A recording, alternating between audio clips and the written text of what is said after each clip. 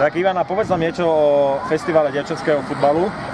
Takže dneska sa uskutočnil v podstate tretí ročník festivalu. Prvé dva ročníky sa uskutočili v športových halách, takže toto je možnosť, kde dievčatá si mohli prvýkrát teda vyskúšať na živej tráve.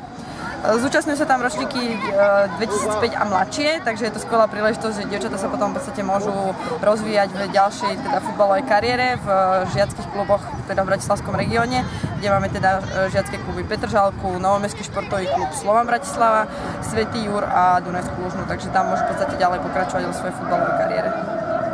Mohla by si nám povedať niečo bližšie aj o dievčenských futbalových kempoch, ktoré prichystáme? Áno, teraz v podstate prvýkrát v histórii sa uskutočnia dievčenské futbalové kempy čisto len pre dievčatá. V Bratislavskom regióne to bude konkrétne v Stupave a počas letných prázdnin je to teda futbalový kemp, kde dievčatá týždenne budú bývať, ubytovaní budú a budú teda absolvovať futbalové aktivity.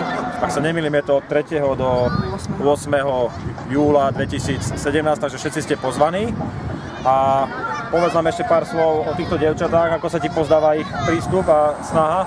Dievčatá majú veľmi dobrý prístup, dúfam, že takéto akcie sa budú konať čoraz častejšie, aby sme potom mohli prilákať dievčatá do toho ženského futbalu v týchto kategóriách. Toto je v podstate prípravkárska kategória, ale potom sa mohli ďalej rozvíjať v žiackych kategóriách, takže je to úžasná príležitosť pre dievčatá, aby mohli rozvíjať svoje futbalové.